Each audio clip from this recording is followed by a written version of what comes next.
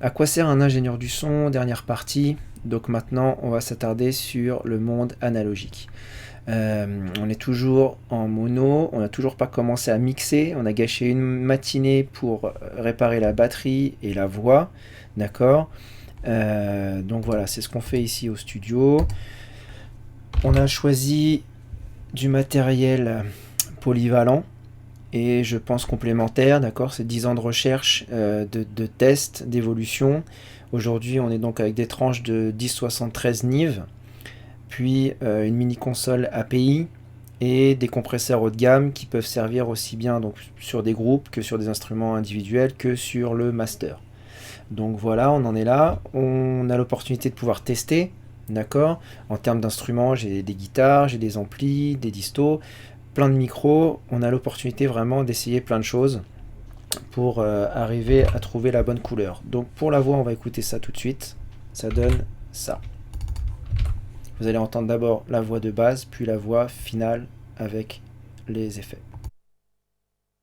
A sunny new day, a celebration. I'm the king of wasted shots of gold. If you get a chance, you know I'll take it. A sunny new day, a celebration. I'm the king of wasted shots of gold. If you get a chance, you know I'll take it. Ok. Donc c'est comme ça que ça aurait dû être enregistré. Si on avait pris le temps de régler tout ça correctement, d'avoir les bons outils, c'est exactement comme ça que ça aurait dû être enregistré. On aurait fait gagner énormément de temps à tout le monde. Et puis voilà. Pour les drums, on va reprendre nos petits ensembles malades de la première vidéo. Et on va écouter ce que ça fait. Donc là, c'est préampli API, sommateur API, compresseur API.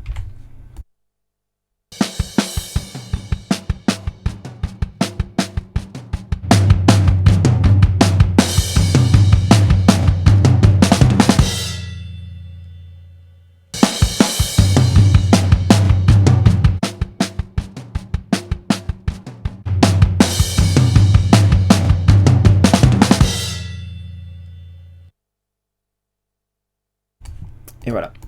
Donc il n'y a aucun traitement, il n'y a rien du tout. D'accord. On fait que de nettoyer des pistes, on fait que de jouer avec les niveaux. On n'a rien rajouté, il n'y a pas de boost.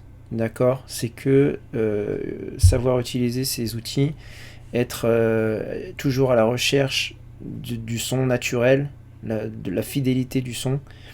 Et en général, ça paye.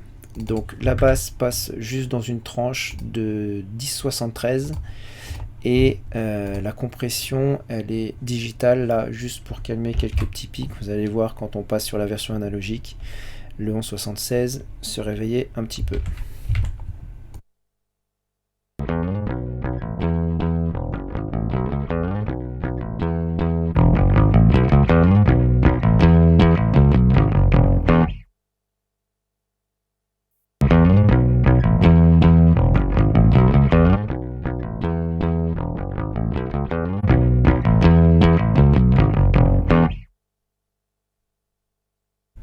Ok, donc voilà. Et pour les guitares, donc effectivement les guitares, pour moi c'est pas un bon choix d'avoir des guitares lead avec exactement la même couleur. Si j'avais été à l'enregistrement, j'aurais proposé un autre ampli, une autre guitare, une autre disto pour créer vraiment cette largeur.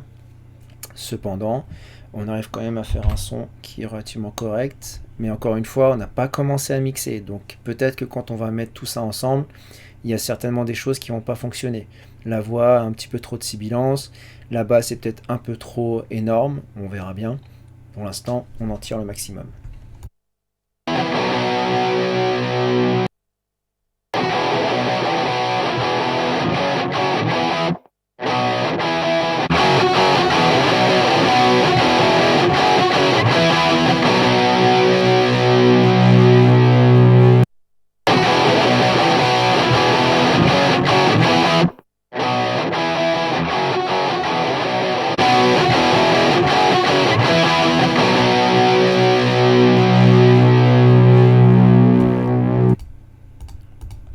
Ok, donc voilà, il y a peut-être des gens à qui ça va pas plaire, il n'y a pas de problème, la musique ça sert à ça, je suis juste ici pour montrer un petit peu ce qu'on fait dans ce studio. On essaie toujours de rester fidèle au son et à la vision de l'artiste. Une fois que tout ça, ça a été fait, normalement, je devrais réenregistrer chaque piste séparément, rouvrir une nouvelle session avec ces pistes-là nettoyées et propres, intelligemment compressées.